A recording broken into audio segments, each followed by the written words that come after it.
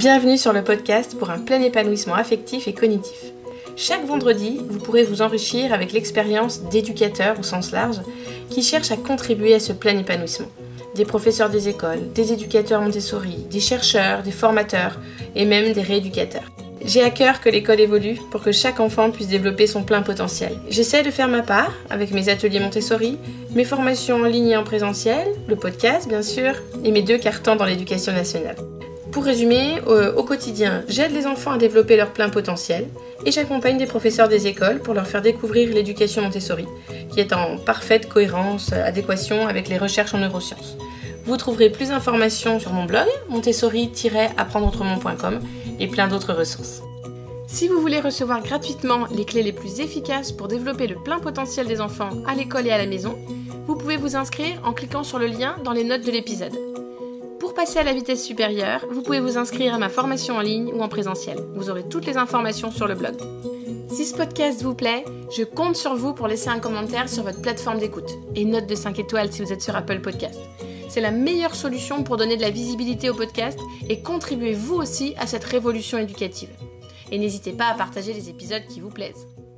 Pour ce 63e épisode, vous allez profiter de ma discussion avec Jean-Luc Berthier. C'est un spécialiste des sciences cognitives de l'apprentissage qui a coécrit 2 ouvrages passionnants, Les neurosciences dans la classe et Apprendre à mieux mémoriser. Donc notre discussion était tournée sur la mémoire.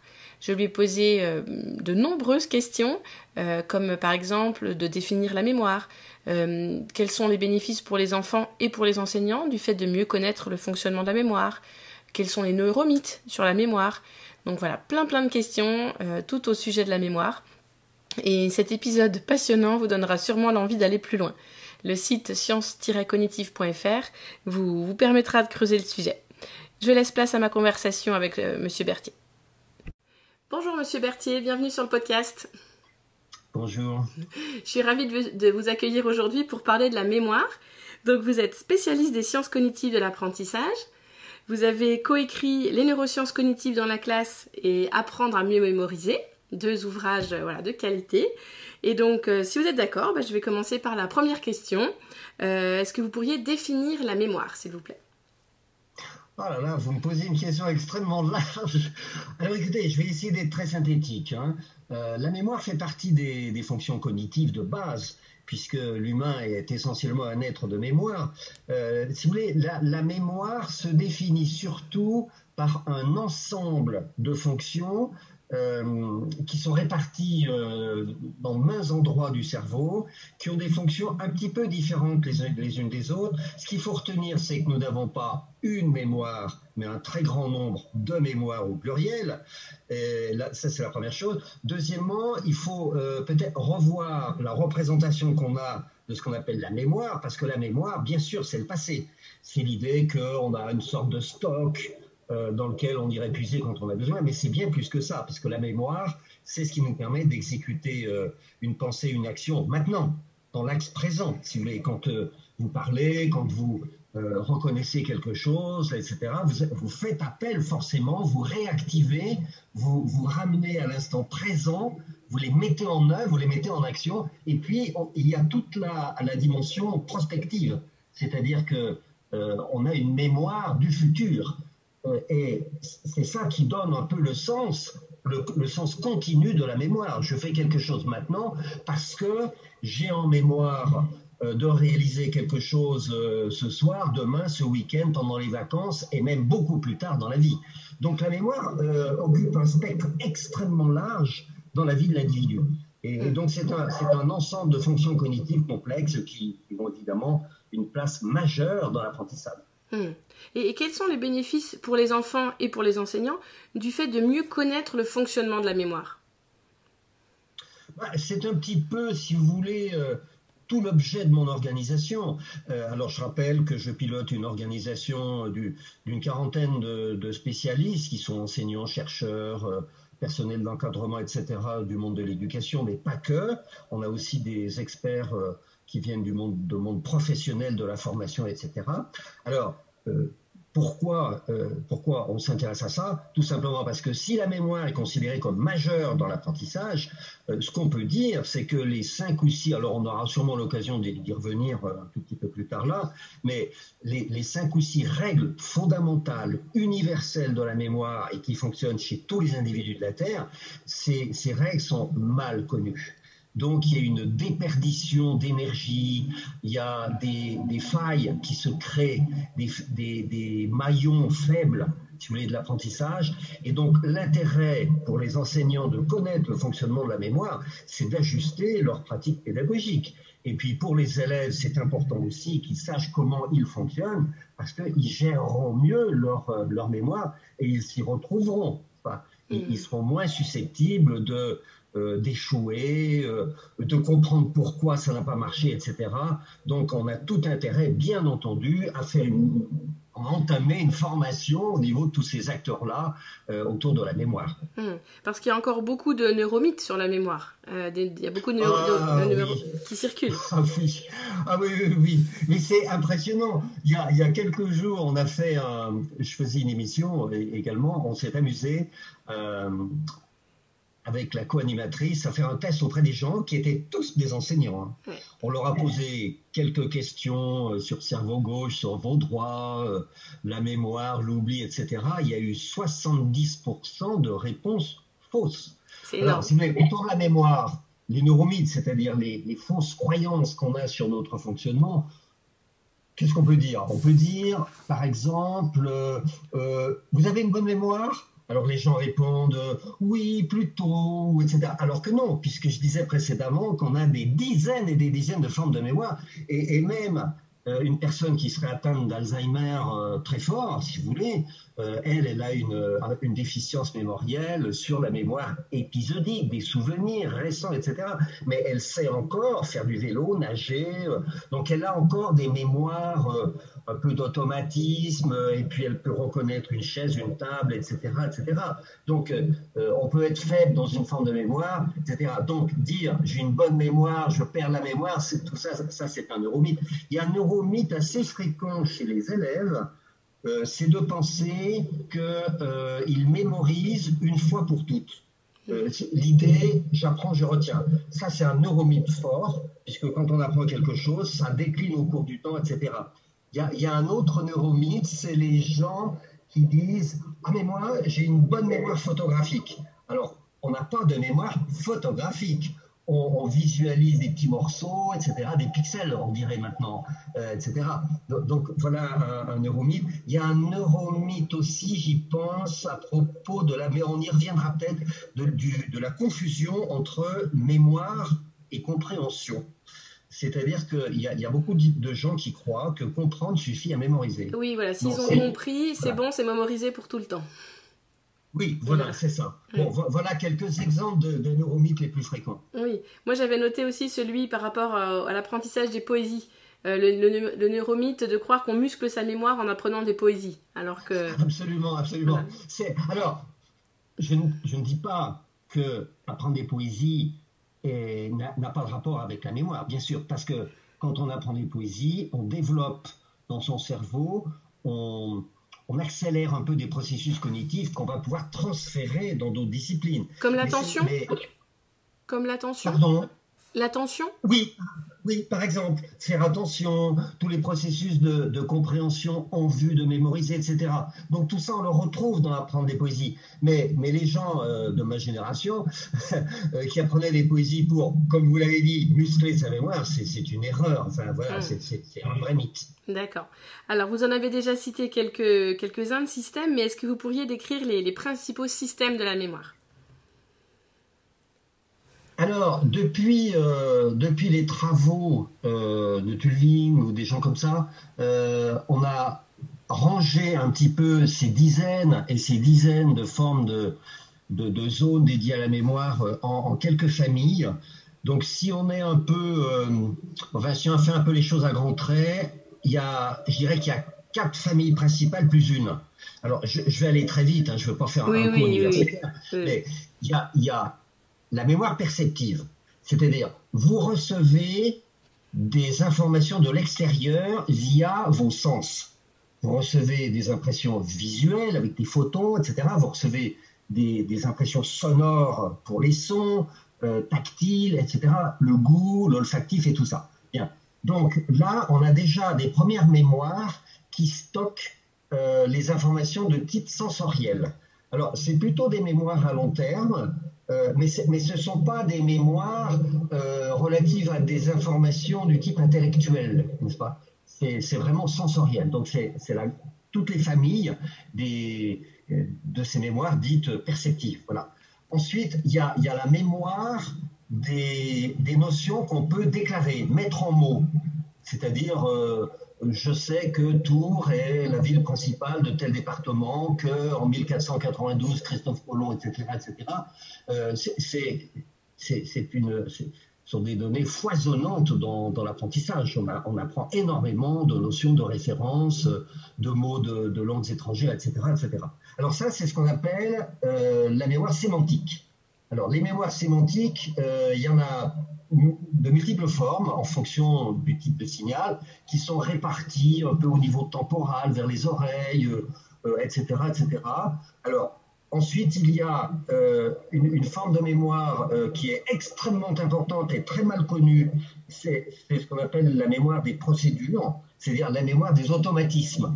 Alors, automatismes qui nous servent à lire, à parler, à s'orienter, à conduire, à utiliser son téléphone, etc., etc. C'est tout ce qui relève de l'accéléré, qui nous mobilise peu d'attention, peu de conscience. Alors c'est extraordinairement important. Voilà. Alors il y a des gens qui disent que je sais pas, 90% de ce qu'on fait relève des mémoires procédurales. Et puis il y a la mémoire épisodique, qui se situe plutôt, je dirais, à l'intérieur de la boîte crânienne, un peu vers les oreilles, et qui est stockée dans deux petits modules assez connus qui s'appellent les hippocampes.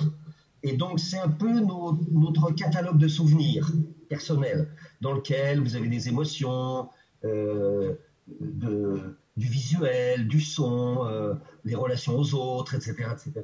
Donc, c'est ce qu'on appelle la mémoire des épisodes, la mémoire épisodique. Voilà. Alors, ça, c'est les 4 grandes familles fondamentales sur lesquelles les enseignants vont devoir jouer pour voir mais qu'est-ce qu'on veut intégrer dans les mémoires, comment on va le faire, à quel rythme, etc. Voilà.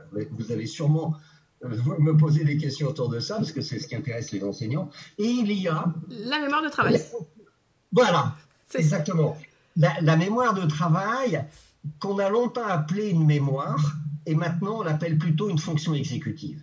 C'est-à-dire qu'en fait, c'est une zone, enfin c'est un ensemble de zones de neurones, si vous voulez, qui traitent les informations. C'est essentiel, donc ça prend les éléments notionnels, ça les compare, ça les comprend, ça les conjugue, ça va chercher des liens dans la mémoire à long terme, ce qu'on retient longuement, si vous voulez, et donc il y a des interfaces, si vous voulez, entre les autres mémoires. Alors ça, c'est la mémoire de travail dont les enseignants doivent vraiment connaître les limites, les possibles, vous voyez, parce que ça va dicter la forme des activités pédagogiques.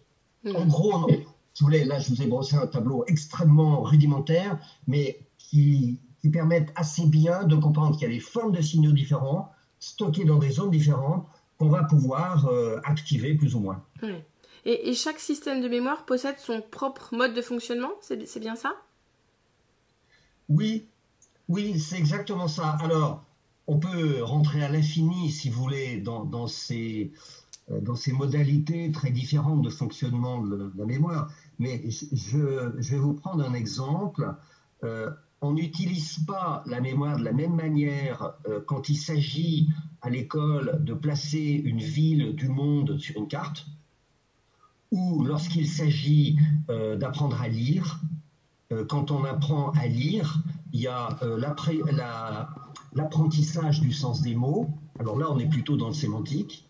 Il y a la reconnaissance des différents indicateurs du texte, indicateurs d'orthographe, de grammaire, étymologique, etc., qui relèvent peut-être aussi un peu du sémantique, mais il y a aussi beaucoup ce qui relève de l'affluence de lecture. Est-ce qu'on va lire précisément? Est-ce qu'on va lire rapidement? Est-ce qu'on va être capable de construire à partir de la lecture des représentations mentales? Et ça relève pas mal des procédures. Alors, on ne peut pas vraiment diviser tous ces éléments-là dans les différentes formes de mémoire. On voit qu'il y a des interactions entre elles. On voit aussi que ça s'apprend. Par exemple, la lecture, les enseignants du premier degré le savent très très bien, ça s'apprend en s'entraînant, etc. Mais qu'est-ce qui se passe au niveau des mémoires quand on s'entraîne? Qu'est-ce qui fait qu'on passe du ânonnement à quelque chose de très très fluide, de très rapide, comme pour un adulte qui lit en moyenne et qui comprend, qui est capable d'intégrer 8 mots par seconde? La consolidation? C'est la consolidation qui permet ça, non?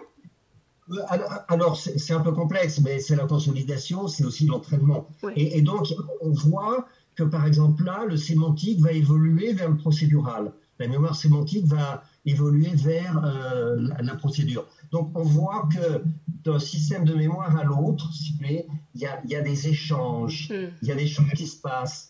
Il y a des transferts, vous voyez. Donc, c'est un petit peu compliqué tout ça. Mais si on veut que l'enseignant ait une pédagogie adaptée, il faut qu'il sache quand même un peu comment tout ça marche. Oui, c'est ça. Et est-ce qu'on pourrait dire que les mémoires sont interconnectées? Est-ce que ça serait correct? Oui, c'est ça. C'est ça que j'essaie de faire passer comme idée. Elles sont absolument interconnectées. Là, si on pense que la mémoire de travail est une forme de mémoire, bien sûr que c'est une forme de mémoire très éphémère. Elle retient très peu de temps, histoire de pouvoir travailler sur les notions, si vous voulez. Mais elle est évidemment liée à toutes. Oui. La mémoire perceptive, lorsque vous regardez un paysage, c'est du visuel, ça rentre dans votre mémoire perceptive visuelle, mais il y a aussi des choses qui vont se passer en termes de reconnaissance un peu plus abstraite.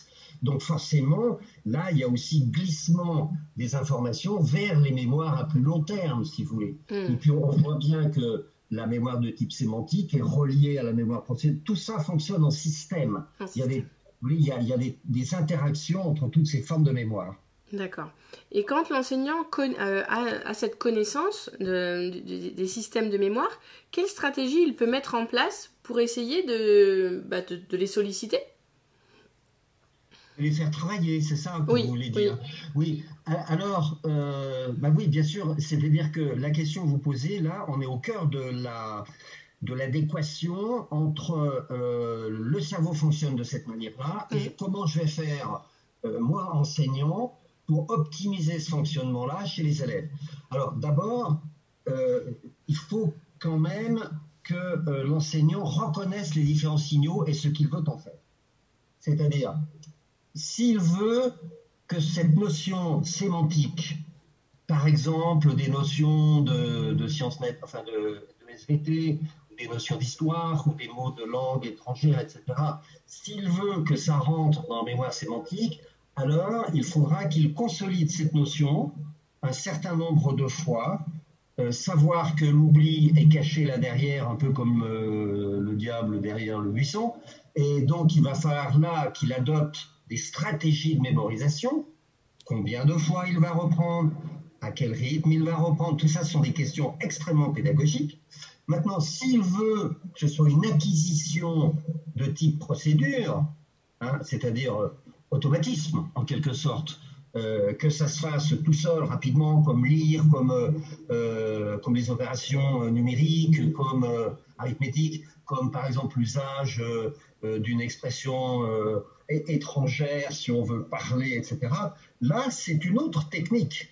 C'est-à-dire, on sait que pour passer du sémantique, ce mot veut dire cela, à quelque chose d'automatique, comme parler aisément, manipuler des chiffres en mathématiques, etc., ou des concepts, alors il va falloir s'entraîner, mais pas au même rythme que tout à l'heure pour le sémantique. Il va s'entraîner souvent, et souvent, il va falloir passer du sémantique à la procédure. Comme je sais pas moi, l'apprenti musicien qui joue sur son piano, eh bien, il va faire des exercices, souvent, un peu toujours les mêmes, s'entraîner, etc. Comme l'artisan avec son outil, comme n'importe quel expert, si vous voulez, avec un système. Et donc là, c'est une autre démarche pédagogique. Vous voyez, je vais vous prendre l'exemple de ce qu'on appelle en Angleterre le reading hour, c'est-à-dire apprentissage de l'affluence de lecture, les 4 années du primaire qui seraient pour nous un peu l'équivalent de CE1 jusqu'à CM2. 1 heure par jour pour arriver à ce que tous les élèves sachent lire, comme on dit chez nous, lorsqu'ils arrivent en 6e. Eh bien, c'est un entraînement très bien construit. La première année dans telles conditions, avec des petits groupes de tant d'élèves accompagnés par, etc. La deuxième année, peut-être aussi des groupes, mais accompagnés pas de la même manière sur d'autres types d'exercices, et puis, etc., etc. Donc, cet entraînement qui vise à l'affluence que j'évoquais là tout à l'heure, c'est pas la même technique de rappel, etc. Et puis, derrière, il y a ces règles universelle de la mémorisation que j'évoquais tout à l'heure, dont on peut reparler après si vous voulez.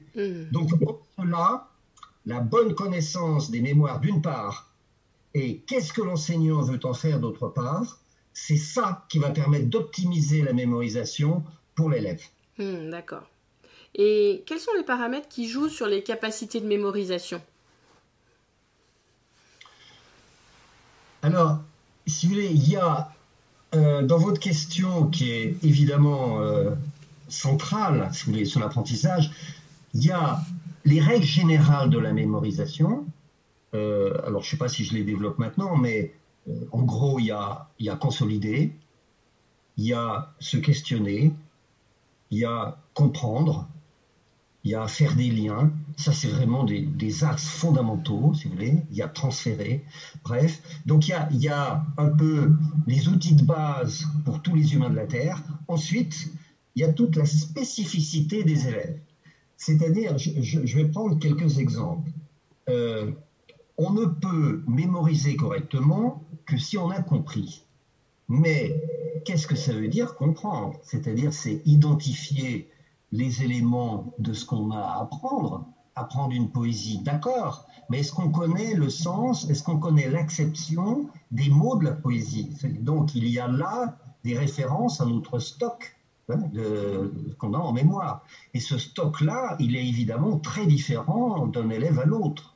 L'élève qui a l'habitude de lire, de parler à un niveau, dans un registre un peu élevé, etc., il ne va pas mémoriser parce qu'il n'a pas tout à fait, enfin parce qu'il n'a pas la même capacité de compréhension, de la même manière qu'un élève dont le langage est pauvre à la maison ou qui est issu du monde de l'immigration où on ne parle pas français à la maison, etc., etc. Donc c'est là où on voit que quand vous me dites quels sont les paramètres, il y a la connaissance des règles, ça c'est clair, que les enseignants doivent optimiser par des activités pédagogiques bien adaptées. Deuxièmement, il y a tout ce qu'on a en référence en mémoire, c'est-à-dire pour comprendre une situation, pour comprendre une problématique, pour comprendre une œuvre d'art, pour comprendre, etc., vous allez vous faire appel à des éléments extérieurs. Oui, ça me rappelle ceci, mais oui, Picasso, je sais, je vois à peu près, parce que j'ai déjà vu des choses, etc. Et puis pour l'autre, Picasso, ça ne va rien lui dire, etc. Donc la capacité de mémorisation est liée aussi à un assez grand nombre de facteurs personnels. Vous disiez tout à l'heure l'attention, mais bien entendu, puisque l'attention est un levier essentiel de la mémorisation. Tous les enfants n'ont pas la même capacité attentionnelle parce qu'ils ne les ont pas développés de la même manière. Et puis derrière, alors ça c'est pareil, on en parlera peut-être un peu, mais il y a l'oubli. Parce que la mémorisation, c'est jouer contre l'oubli, c'est surmonter l'oubli. Mais les capacités, enfin je veux dire là, l'oubli est différent d'un individu à l'autre. Tout ça est lié. Donc il y a bien des éléments généraux communs à tous les individus. Et puis, il y a toute la spécificité individuelle qui fait qu'on arrivera plus ou moins bien mémoriser. Je m'en rends compte en ce moment avec l'anglais, parce que j'apprends l'anglais depuis 1 an, et j'ai du mal à faire des liens. J'entends un mot, même si je l'ai jamais entendu, je devrais être capable de deviner le sens, vu que ça ressemble. Et mon mari, lui, il entend ce mot-là, même s'il l'a jamais entendu, hop, déduction, il fait des liens, et il a compris. Et voilà, et apprendre, c'est aussi ça, c'est faire des liens entre nos connaissances antérieures et les nouvelles connaissances. Absolument. C'est-à-dire que, sans trop développer, apprendre, c'est démultiplier en quelque sorte notre arbre de connaissances. C'est démultiplier ce qu'on appelle le système de nos modèles mentaux. On n'apprend pas une notion dans l'absolu pour l'évitation de tout le reste. On apprend toujours une notion en l'accrochant sur notre arbre de connaissances, en quelque sorte.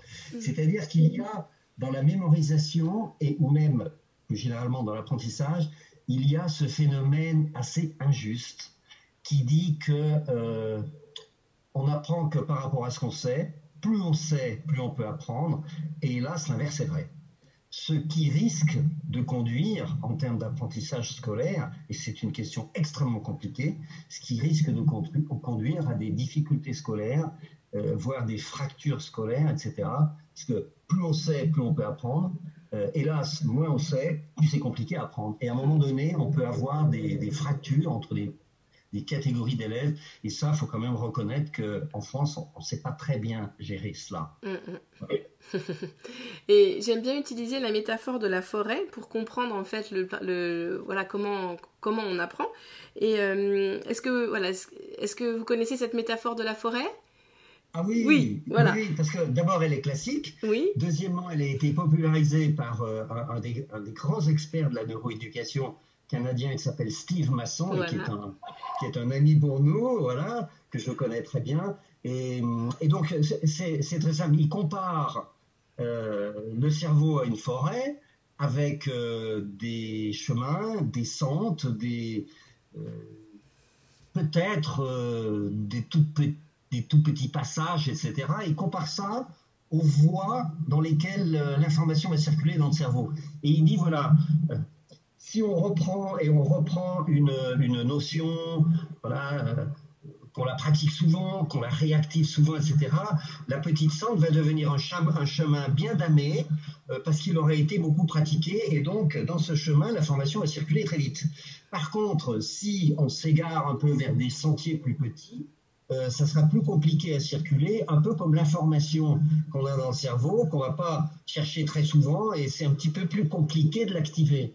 Et à la limite, dit-il, si on ne pratique plus un sentier, et ça peut arriver qu'on n'ait pas besoin de réactiver une notion pendant longtemps, alors les petites herbes folâtres vont se mettre à pousser, et le sentier il va commencer à disparaître. D'où l'idée de sans cesse réactiver les choses pour optimiser la circulation dans les voies de transmission neuronale. Voilà, c'est un petit peu ça l'idée.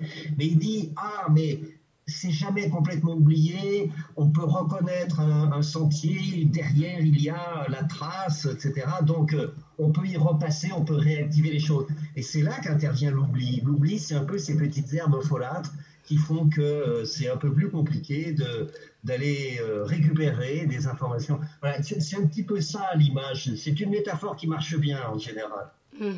Et j'allais justement vous demander de définir l'oubli, puisque vous avez dit que mémoriser, c'est lutter contre l'oubli. Donc est-ce que vous pourriez le définir un peu plus précisément, cet oubli ?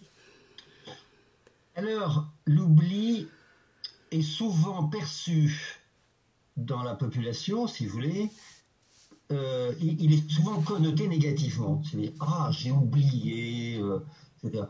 Mais je ne me souviens plus du nom de mes petits-enfants, etc., etc. Bien. En fait, l'oubli, je ne dis pas que c'est un cadeau de la nature, parce que c'est un peu exagéré, mais c'est probablement un concept, si vous voulez, qui a été créé par la nature pour nous protéger. Parce que nous sommes sous l'impact permanent d'un nombre absolument gigantesque d'informations qui nous parviennent par nos sens tout le temps et tout le temps et tout le temps. Voilà. Et nous n'avons pas besoin on n'a pas besoin d'hypermnésie, on n'a pas besoin de tout retenir. Donc la nature fait en sorte d'oublier l'immense proportion de choses dont on n'a pas besoin. On les perçoit, ça nous sert un temps court, bon, et après, on les oublie. Je vais vous donner un autre exemple qui parle en général à tout le monde, c'est celui des petites misères de la vie, des petites ou des grandes d'ailleurs. C'est-à-dire que lorsque l'on vit une épreuve, voilà, une émotion forte, etc., heureusement que dans un jour, 2 jours, une semaine, 2 mois, tout ça se sera un peu estompé. Parce que si on accumulait ça toute la vie, celle-ci deviendrait un enfer. Donc on a un système protéinique, biologique, qui sert à faire barrière, voire à faire disparaître un grand nombre de notions qui nous parviennent. C'est une des grandes vertus du sommeil que de faire ce ménage. Alors, en général, on oublie très vite après avoir perçu ou après avoir appris. Contrairement à une idée, voilà un exemple de neuromythe, en fait, on oublie surtout dès après l'apprentissage. Il y a une chute catastrophique de ce qu'on apprend immédiatement après. Donc, en fait, l'oubli, c'est bénéfique pour notre équilibre personnel. D'ailleurs, il y a des gens qui souffrent d'hypermnésie, qui n'arrivent pas à oublier l'intensité d'une émotion, qui n'arrivent pas à oublier tous les petits détails complètement inutiles et qui les obstruent, qui les polluent, n'est-ce pas? Donc, alors, l'enseignant, il est contrarié avec ça, parce qu'il a envie que les élèves retiennent. Or, derrière, il y a l'oubli. Donc, il va falloir que l'enseignant montre des stratégies de mémorisation et se dise, cet ensemble de notions, j'ai envie que les élèves les retiennent, mais il y a l'oubli derrière qui fait son œuvre. Donc, comment vais-je faire pour pouvoir retenir ce qui lui paraît essentiel? Voilà. Donc, on reparlera peut-être un peu de cela. Donc, l'oubli, c'est immédiat, c'est pas systématique, c'est un peu le petit chemin de la forêt, c'est-à-dire on l'a pas utilisé pendant un certain temps, l'herbe a repoussé, les feuilles sont tombées, les broussailles se sont mises là, etc. Mais il y a encore quelque chose. Donc l'oubli, ce n'est pas binaire, c'est pas j'ai retenu, j'ai oublié, c'est quelque chose d'un petit peu progressif. C'est un curseur qui va de l'un à l'autre en fonction de la notion, comment on l'a apprise, dans quelles conditions émotionnelles, etc., etc. Donc l'oubli, c'est ça. Alors nous, en sciences co, sciences cognitives, on dit souvent, l'oubli, c'est peut-être une belle opportunité, parce que si on oublie, on reprend. Si on reprend, on consolide. Donc on oublie moins. Donc peut-être que c'est un mal pour un bien, c'est-à-dire que c'est peut-être une occasion d'incruster, voilà, d'ancrer davantage les choses en mémoire. Mais alors pourquoi on dit qu'oublier après un premier apprentissage, ça permet d'apprendre la fois suivante de façon plus consolidée? C'est ça que j'essaie de dire là, c'est-à-dire si on a oublié, on peut consolider une deuxième fois. Et si vous voulez, les processus biologiques sont tels que si on apprend une deuxième fois, on apprend pour plus longtemps. C'est-à-dire qu'on a remporté une petite victoire sur l'oubli. Alors, il va à la deuxième consolidation, qui est meilleure que la première, n'est-ce pas? Il va quand même y avoir l'oubli. On va consolider une troisième fois. Et là, on aura une notion qui sera davantage acquise, et au bout de quelques fois, mais il ne s'agit pas de la reprendre 36 000 fois, mais au bout de quelques fois, en tout cas dans le monde scolaire, on sait que, je veux dire, c'est gagné pour des mois et peut-être des années. C'est ce qu'on appelle la répétition espacée. C'est ce qu'on appelle la répétition espacée. C'est-à-dire, mais on le sait depuis très longtemps, hein, c'est-à-dire, on sait que si on reprend avec des écarts de plus en plus grands chaque fois, ça suffit. C'est pas la peine de consolider lundi, mardi, mercredi, jeudi. C'est pas une bonne technique. On peut consolider lundi, puis le lundi d'après, puis attendre 2 ou 3 lundis suivants, puis reprendre la même notion 3 ou 4 mois après. Et ça permet de pouvoir récupérer assez aisément une notion. C'est ça la magie de la consolidation expansée qui a été découverte par Hermann Ebbinghaus qui a été le premier psychologue expérimental de l'histoire, en tout cas un des premiers, et ça date de 100, 120 ans, 130 ans, et là, c'est pas très connu, et ça a été hyper, comment on dit, réaffirmé par de multiples études, etc.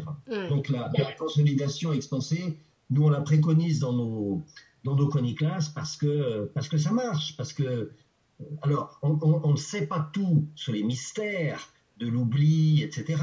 Mais on sait qu'en gros ça marche comme ça. C'est un sujet qui m'intéresse beaucoup parce que je suis en train de créer une application pour la conjugaison, pour aider les enfants de primaire en conjugaison.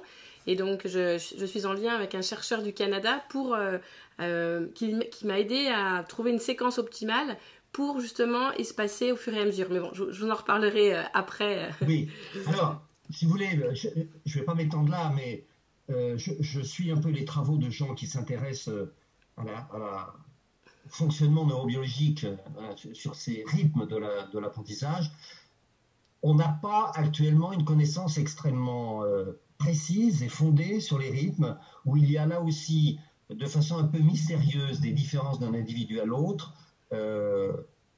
Si on reprend très régulièrement, on sait que ça marche aussi.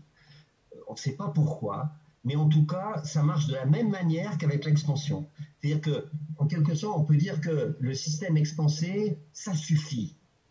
Or, comme c'est compatible avec le rythme scolaire et le déroulement des programmes, c'est une très bonne technique pratique. Mais on ne sait pas encore tout, si vous voulez, sur ces différents algorithmes de l'oubli et des mérites de la consolidation. Oui, donc pour apprendre, le cerveau a besoin de nombreux automatismes en mémoire. Et c'est avec les entraînements et qu'on va pouvoir installer l'automatisation, c'est bien ça? Alors, trois choses qui sont vraiment fondamentales. On a évoqué la mémoire de travail tout à l'heure. Cette mémoire, on exige beaucoup d'elle. C'est donc, comme je disais, une fonction exécutive, c'est un atelier, elle ne joue pas simplement un rôle de stockage et là où on va récupérer des choses, c'est vraiment un atelier de manipulation des informations, mais la nature a fait en sorte que cette mémoire de travail, elle est limitée. C'est un petit peu comme si, dans un petit atelier extrêmement sophistiqué, avec un espace réduit, vous essayez de rentrer des caisses et des choses d'appareils. Non, c'est pas possible. En plus, les notions qui sont traitées sont très vite oubliées. Alors, il faut donc jouer avec ça. Alors, l'automatisation, la nature a créé cette affaire-là parce que l'automatisation, je dirais que c'est un lieu sûr d'aptitudes qui vont servir à penser, à réfléchir, etc., voilà, sans trop d'efforts cognitifs. Et la mémoire de travail, elle aime beaucoup ces automatismes-là. Parce qu'avec les automatismes, ça va très vite. Donc la mémoire de travail dit « Oh, pour lire, je dispose de plein d'automatismes, de reconnaissance, etc., de reconnaître les mots de liaison et tout ça. Donc ça va permettre à la mémoire de travail de s'occuper d'autre chose. Le petit, il va lire le texte. Bon, donc il va faire des efforts pour comprendre le sens des mots, etc. Et en même temps, on lui dit « Mais qu'est-ce que tu as compris là? C'est quoi les idées du texte et tout ?» Et tout ça, ça se fait en mémoire de travail. S'il y a plein d'automatismes, alors il peut réfléchir. Et c'est le grand mérite des automatismes. C'est pour ça qu'il faut disposer d'automatismes pour pouvoir mieux réfléchir. C'est un petit peu comme si vous demandiez à un pianiste, presque professionnel, oui, mais comment vous faites pour sentir la prosodie du texte, les nuances, le truc, etc. Comment peut-il le faire s'il a du mal à bouger ses doigts correctement sur le clavier? Non, il apprend plein d'automatismes, ces automatismes deviennent inconscients et il peut réfléchir à autre chose, il peut s'investir dans autre chose. Pour l'élève, c'est pareil. C'est pareil dans toutes les activités. Si on n'a pas des automatismes pour lire, compter, faire des manipulations mathématiques, utiliser des méthodes, l'élève est très mal pour pouvoir réfléchir. Donc, ce sont des petits trésors qui permettent de mieux réfléchir et pratiquer les activités scolaires. D'accord. Alors, je vais changer un petit peu de sujet. J'aimerais qu'on parle des modes de rappel dans les évaluations. J'ai cru comprendre qu'il y avait 3 modes de rappel par reconnaissance, par reconnaissance, avec un indice de rappel et le rappel libre. Est-ce que vous voudriez bien décrire ces trois modes pour les auditeurs qui n'en ont jamais entendu parler? D'accord. Alors, si vous voulez, évaluer, c'est quoi? C'est essayer d'avoir une représentation de ce que l'élève est capable, de ce que l'élève sait, ce qu'il possède, n'est-ce pas, dans ses mémoires, en termes de savoir, de compétences et tout. Donc, on va récupérer les choses. Alors, l'expérience montre qu'il y a plusieurs modes, comme vous le dites.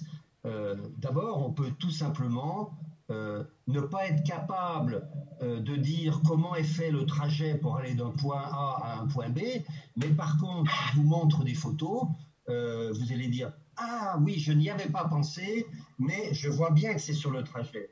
Ça, c'est le mode le plus simple qu'on appelle de reconnaissance. Voilà. D'accord. Le deuxième mode, oui, allez-y. Sur ce premier mode, moi, je me demandais si le mode par reconnaissance, c'était pas le principe des QCM. Là, vous parlez de photos, mais est-ce que ça pourrait être le principe des QCM? Oui, c'est ça. C'est le principe des QCM, mais on pourrait revenir sur cette histoire de QCM. Bon, donc, passons à la question que vous me posiez. Le deuxième mode, c'est, comment on peut dire, est-ce que tu as visité ce château pendant les dernières vacances? Ça, c'est plutôt le rappel libre. Comme l'enfant à qui on pose la question a du mal, vous lui dites « Mais tu sais, tu avais perdu ton porte-monnaie. » Alors il dit « Ah oui, je me rappelle le château, etc. » Qu'est-ce que c'est le porte-monnaie? C'est un indice. C'est-à-dire, si on vous donne des petits indices, alors ça va réaviver, ça va réveiller des notions que vous aviez en mémoire qu'il vous était difficile de dire spontanément. C'est le genre... Je rencontre une dame, je lui parle, impossible de retrouver son nom. Et à un moment donné, elle vous dit « Ah, mais vous comprenez, moi, Michel ?» Tout de suite, vous dites « Ah, mais oui, c'était Michel Durand. » Parce qu'il y a un lien qui se fait dans le cerveau comme ça. C'est l'utilisation de ce qu'on appelle la connectivité neuronale. Une chose fait penser à une autre. Alors ça, c'est ce qu'on appelle le rappel indicé. Voilà. Sur lequel est fondé la plupart des examens professionnels où on donne des dossiers aux gens, ils doivent, etc. Ça leur rappelle des choses.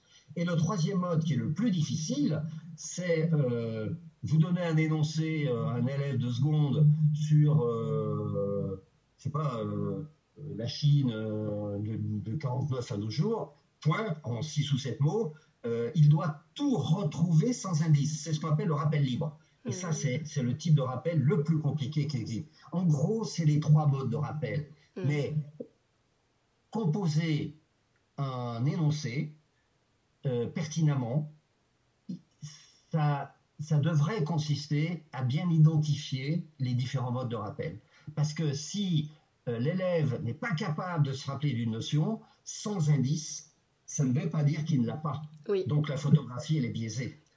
Donc l'idée, c'est peut-être de lui fournir à un moment donné, je ne dis pas des éléments de réponse, mais des indices. Oui, et dans les évaluations à l'école primaire, il n'y a jamais d'indice. C'est, voilà, on pose une question et l'enfant doit retrouver la réponse par lui-même. Donc en fait, on pourrait imaginer plusieurs évaluations. Soit l'enfant est capable de retrouver la réponse par lui-même, soit il a besoin d'un indice.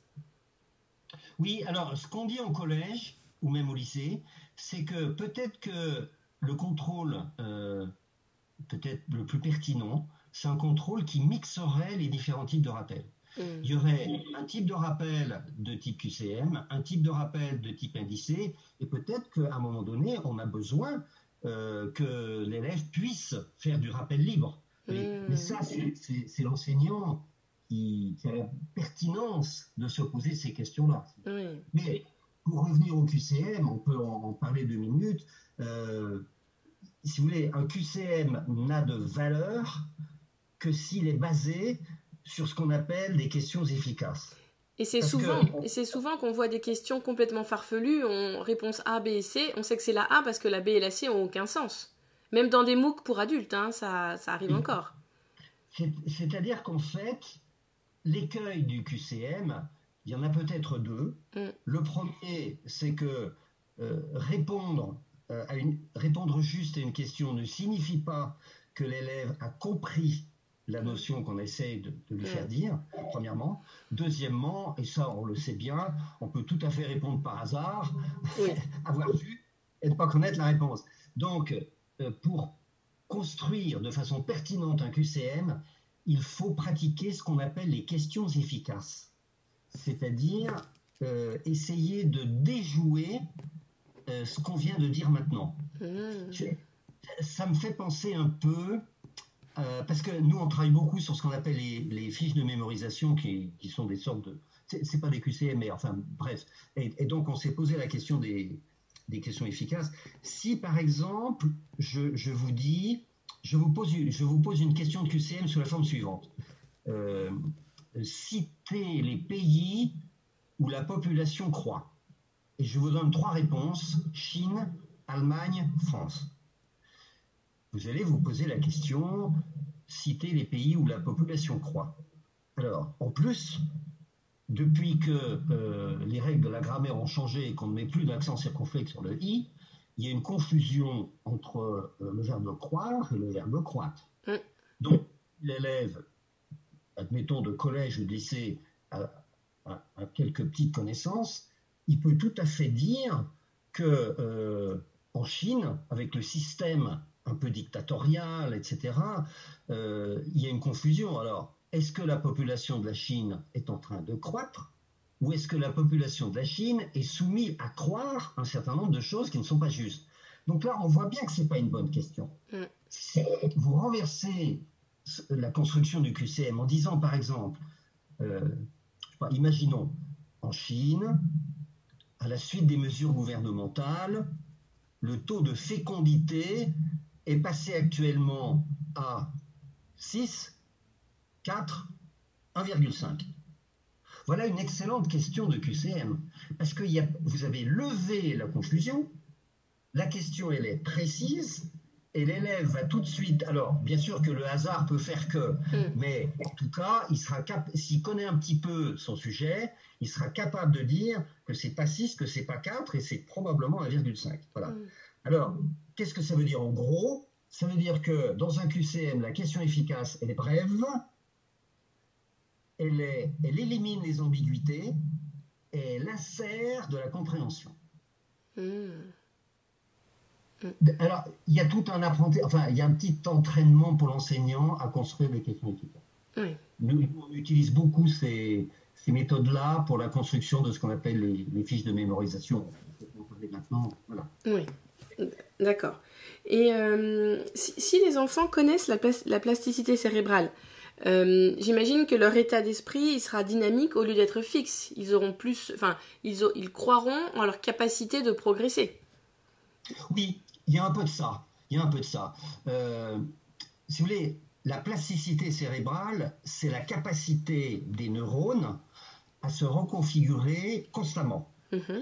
Nous avons, on va dire 90 milliards de neurones, et ces neurones sont organisés dans des zones qui ont des fonctions différentes, mais ce qui est extraordinaire en biologie des neurones, c'est que les neurones ne sont pas attachés.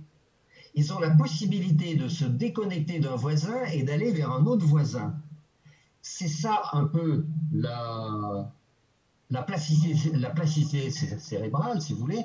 C'est cette souplesse que le cerveau possède pour se réorganiser constamment en apprenant. Qu'est-ce que ça veut dire? Eh bien, ça veut dire que le potentiel de savoir, de compétences, on disait autrefois d'intelligence, ce mot commence à devenir un peu désuet, mais enfin bon, il est beaucoup plus considérable qu'on l'imaginait. Donc ça, c'est ce qu'on appelle la notion fixiste ou la notion dynamique de l'intelligence. Il n'y a pas si longtemps, et d'ailleurs il y a encore beaucoup de gens qui pensent que notre intelligence est fixiste. C'est-à-dire qu'il n'y a pas de plasticité cérébrale.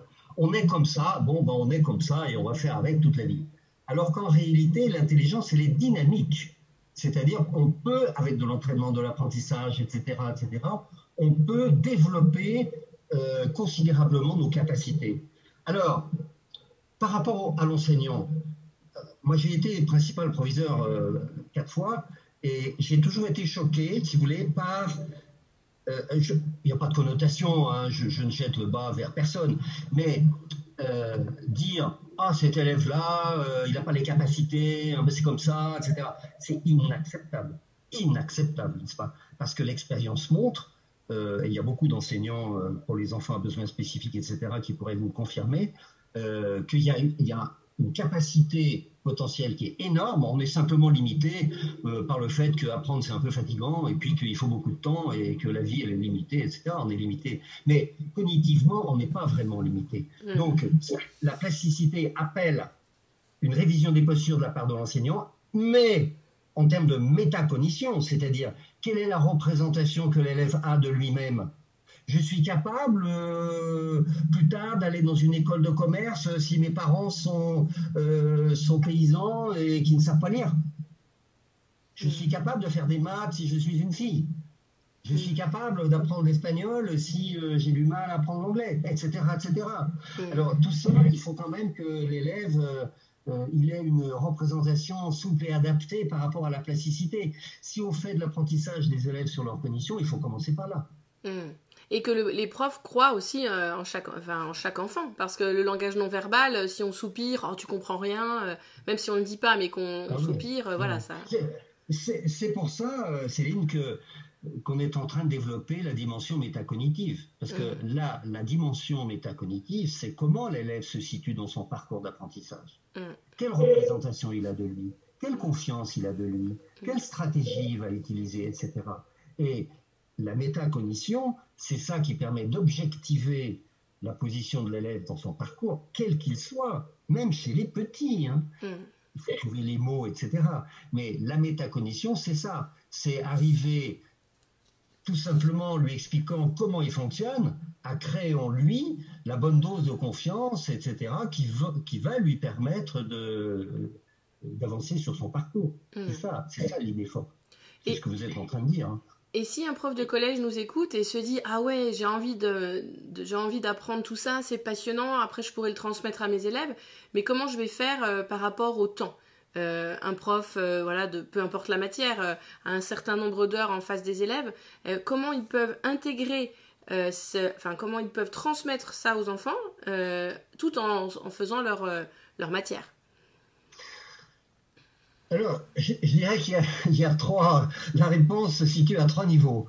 Le premier, d'abord, il faut que l'enseignant sache comment ça fonctionne. Voilà, se former. C'est pas gagner. Ça prend du temps. Pardon ? Ça prend du temps quand même, cette partie-là. Oui. Donc, il faut d'abord que l'enseignant ait une idée juste, sans qu'il devienne, avec un niveau universitaire sur les sciences cognitives, évidemment. Mais il y a des possibilités de se former qui sont tout à fait accessibles à tout le monde dans un temps raisonnable. Bon. La deuxième chose, c'est que l'idée, c'est de masser un peu ces petites périodes d'apprentissage des élèves à leur cognition. Donc, on va étaler un certain nombre de séances et ça se fait aisément dans les séances d'AP, d'accompagnement personnalisé en collège. Ça peut se faire aussi chez les enfants. Ça se fait, ça marche. Donc, si c'est valable dans un certain nombre de lieux, on peut généraliser, il n'y a pas de souci. Donc, il y a ces apprentissages massés qui ne sont pas des apprentissages au sens un peu académique du terme, mais ce sont des périodes de sensibilisation. Par exemple, on peut sensibiliser un enfant sur les limites de son attention. On peut sensibiliser les enfants sur l'oubli, sur comment je fais pour me questionner, etc. Qu'est-ce que j'investis quand je mémorise en me questionnant, etc. C'est des petites situations très simples qu'on peut proposer aux élèves. Ça ne suffit pas. C'est-à-dire qu'ensuite, et ça, alors, ce que je vous ai dit juste avant, ça prend quelques heures dans l'année, mais les bénéfices sont considérables. Bon, mais ça prend quelques heures, y compris jusqu'au lycée. C'est-à-dire qu'il y a de nombreux modules de formation, je dirais, 6 ou 7 dans l'année, qui vont permettre de poser des repères. Bien. Et ensuite, ça se fait au fil du jour. C'est-à-dire, lorsque l'enseignant va dérouler une séance ou va donner des conseils pour mémoriser, etc., il ne va pas manquer de dire, et ça va lui prendre quelques secondes, que là, on va se questionner. Là, il faudra reprendre, etc., etc. Donc, un peu en filigrane de ces pratiques pédagogiques, il va pouvoir multiplier les rappels. Et c'est comme ça que progressivement, les représentations de la cognition chez les élèves va s'installer. Et puis, l'enseignant va traduire ça par des pratiques. C'est-à-dire, il va dire, aujourd'hui, nous allons pratiquer la mémorisation sur ces derniers cours d'histoire géo. On va choisir les essentiels, on va créer des questions efficaces, on va se poser mutuellement des questions, on va faire des petits groupes, on va faire des petits tests, et là, il va faire passer la notion volet. Donc finalement, le problème du temps pour apprendre aux enfants comment ils fonctionnent, je dirais presque qu'il n'existe pas. Ça se fait. Il faut surtout que l'enseignant ait l'habileté de faire passer tout ça dans ses pratiques. Oui, d'accord. Et tout à l'heure, vous aviez parlé de modèle mental. Est-ce que vous pourriez expliquer ce qu'est un modèle mental ? Un modèle mental, c'est un ensemble de notions que nous avons autour d'un concept ou d'un savoir-faire. Par exemple, vous avez un modèle mental sur le chat. Voilà. Vous avez une idée un peu conceptuelle de ce que c'est qu'un chat, parce que vous savez qu'il a 4 pattes, une queue, que ci, que ça, etc., etc. Bien. Donc vous construisez un modèle mental autour du chat. Mais vous pouvez aussi avoir un modèle mental sur comment je vais réussir cette recette de cuisine. Bien. Là, c'est plus un savoir-faire, etc. Donc un modèle mental, c'est un ensemble de notions autour d'un concept, d'un mot, d'une définition, d'un schéma, d'une problématique, etc. Et là, un petit peu la théorie un peu actuelle sur la cognition dit que notre tête fourmille de dizaines de milliers de modèles mentaux. On a des modèles mentaux sur le chat, le chien, le chameau, l'avion, etc., etc.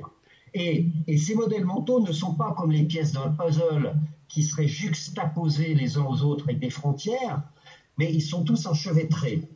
Et en fait, apprendre, c'est un peu nourrir les modèles mentaux, les sophistiquer, les ajuster, etc. Donc, je veux dire, la définition moderne, de apprendre, ça serait un peu ça. Ça serait comment je multiplie mes modèles mentaux. Vous n'avez peut-être pas actuellement le modèle mental du lidar qui sert à faire de l'archéologie aérienne. Bon, mais donc vous n'avez pas pour le moment. Mais le jour où vous vous intéresserez à l'archéologie moderne, vous intégrerez un nouveau modèle mental et vous le relirez aux autres, n'est-ce pas? Et ça va vous permettre de l'installer. Donc, 2 mots pour compléter.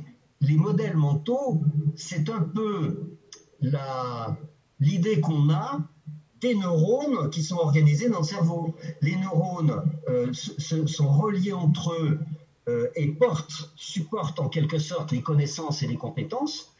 Et dans ce réseau, dans ce petit réseau mental qui porte une conséquence, il y a des choses qui vont servir à d'autres modèles mentaux. Donc, le modèle mental en termes de comportement visible pour l'élève ou pour l'enseignant, c'est un peu l'image des réseaux neuronaux à l'intérieur de la tête. C'est un peu ça, un modèle mental. D'accord. Et une de mes dernières questions, parce que j'en avais prévu beaucoup trop en fait pour aujourd'hui, je voulais qu'on parle de consolidation mémorielle et de la mémorisation par questionnement, mais on verra peut-être dans un second temps, sinon ça va faire beaucoup. Oui, cela dit, Céline, on a presque tout dit. Enfin, tout dit. On a donné les idées. Oui. Il faut consolider. Il faut consolider. Le premier apprentissage n'est qu'une trace. Toc. Première règle. On consolide et on apprend en se questionnant. Parce qu'on a un cerveau prédictif. Ça, par contre, on peut en reparler. Donc, il faut se questionner. Troisièmement, il faut comprendre pour mémoriser. Si vous ne comprenez pas, je vous dis, retenez le mot lidar. Ça va rien vous dire. Mais par contre, si vous avez compris ce que c'est, comment ça fonctionne et tout, vous allez le retenir. Quatrièmement, si vous faites des liens entre lidar, archéologie, aérien, machin, etc., si vous faites des liens, alors vous allez mémoriser.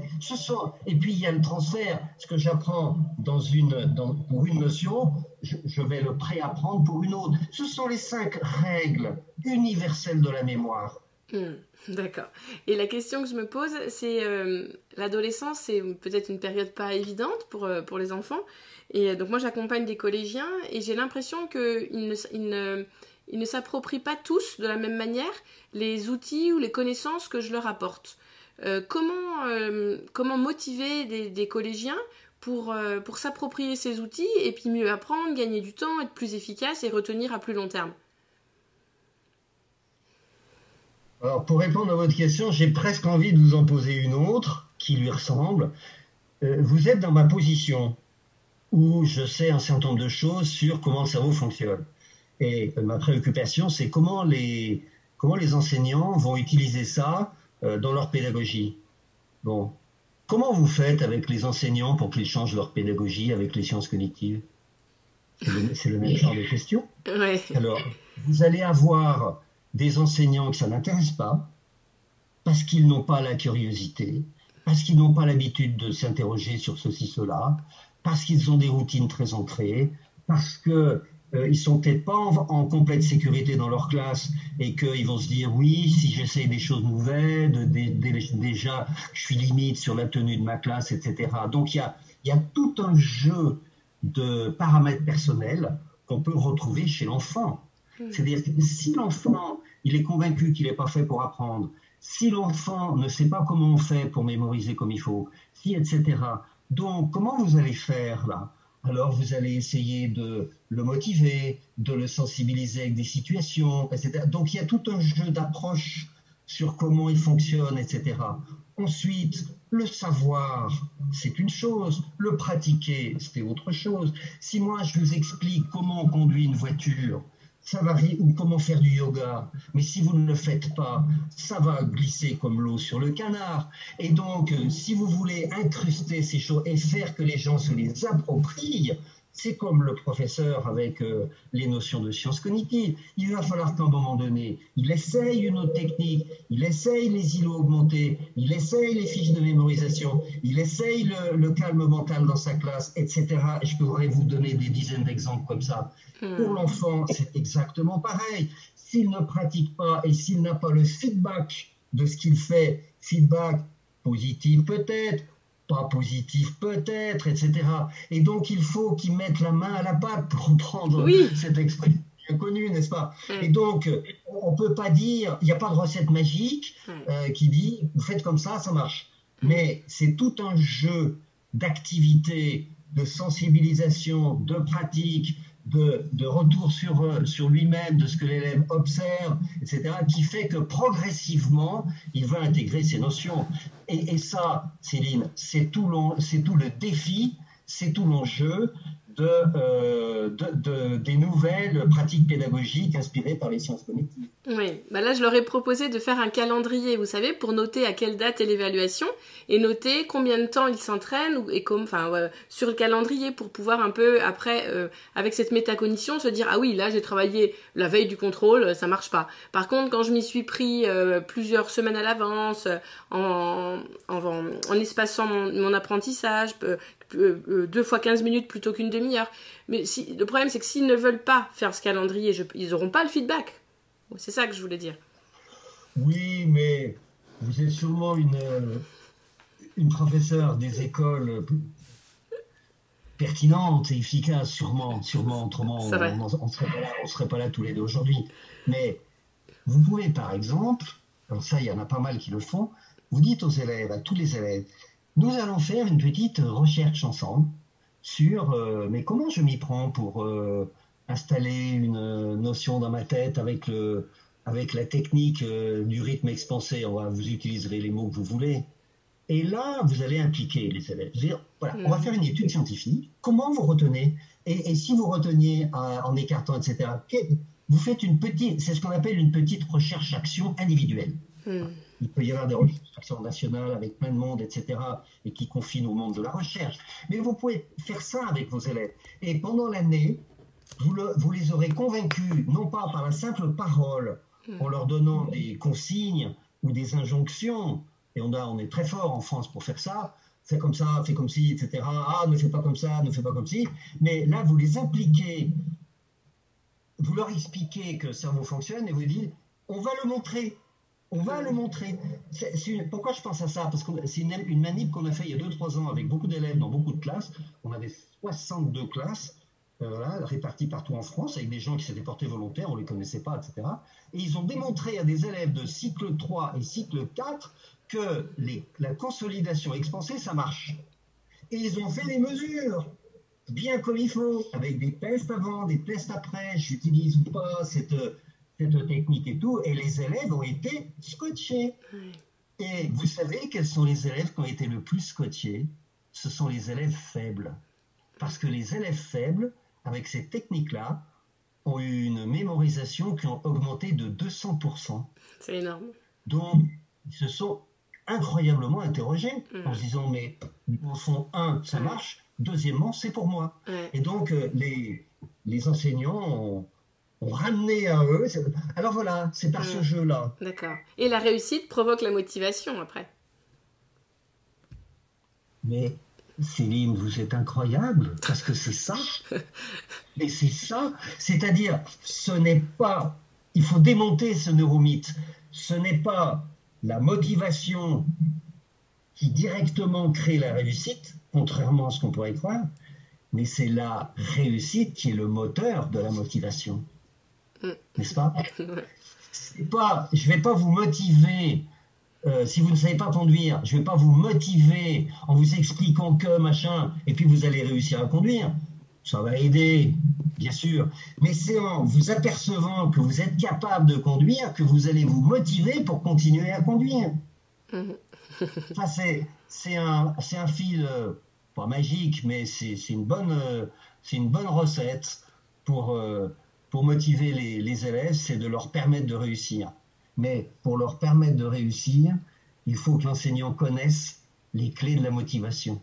C'est ça. Et ça rentre dans le champ général de la métacognition que je vous présentais tout à l'heure. Oui. Dans la métacognition, il y a la motivation. Si le prof il connaît les 4 ou 5 clés de la motivation, il va permettre aux enfants de réussir.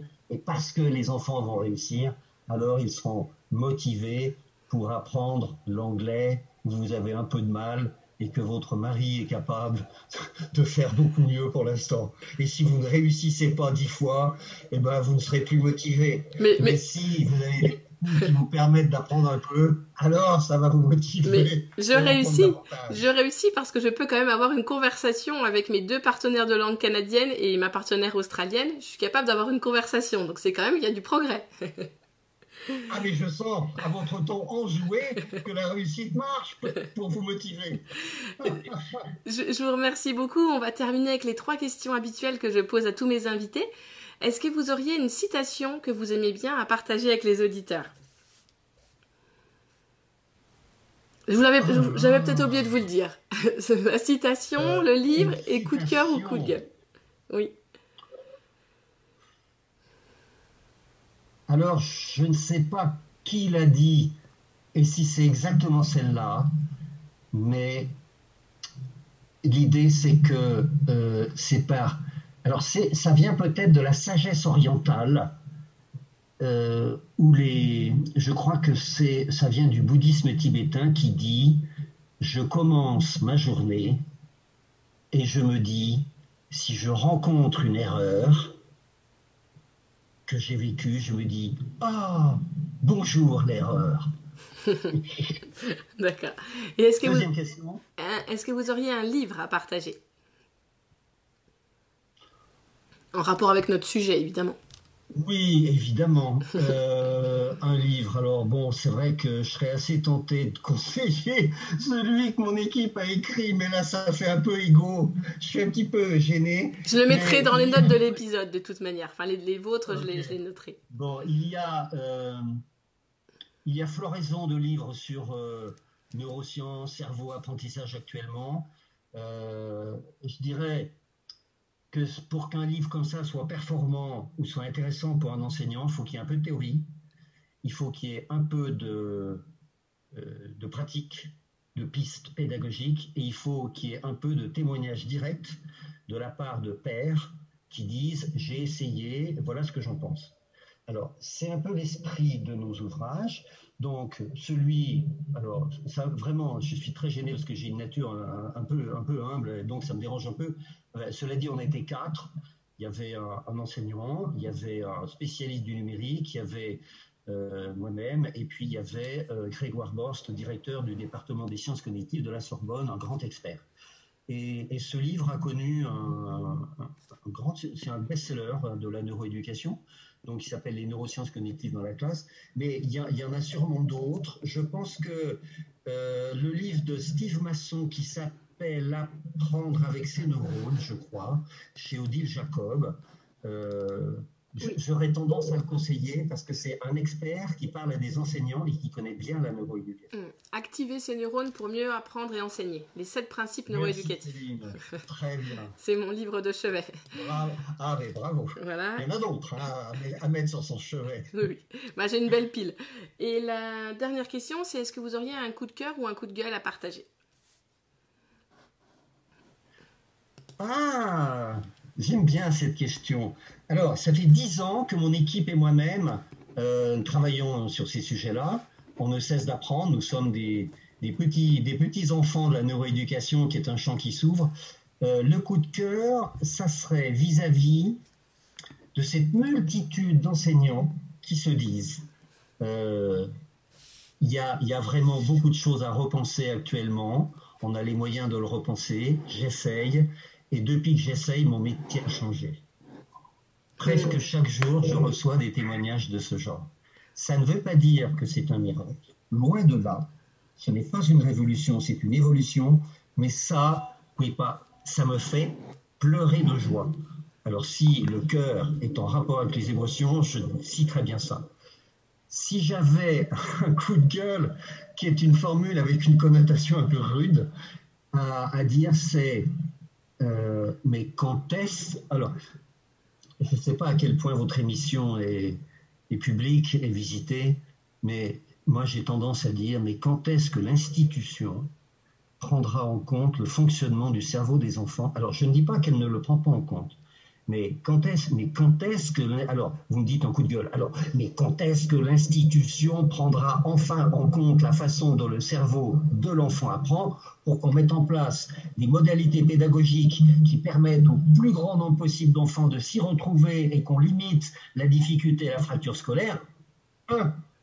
Deuxièmement, parce que si l'élève réussit un peu scolairement, alors le climat va changer. Le climat de l'élève va changer. Et on n'est pas bon là-dessus. On est un des systèmes où les enfants ont du mal à se reconnaître dans le système scolaire, dans l'école. Et si ça fonctionne bien, plutôt bien chez les petits, plus on monte, plus il y a du grabuge. Et après, il y a un effet incroyable auprès des enseignants, parce que s'ils sentent le climat des élèves qui s'améliore, alors ils se passionnent encore davantage pour leur métier. Voilà. Donc c'est un petit peu ça mon coup de gueule. Alors, je trouve que ça avance, mais évidemment, on aimerait que ça avance davantage. Mais si ça n'avance pas plus vite, c'est peut-être qu'il y a des raisons où il faut travailler la question. Merci pour cet épisode passionnant. Merci à vous Céline, c'était très intéressant. Quel bonheur. Merci. Au revoir.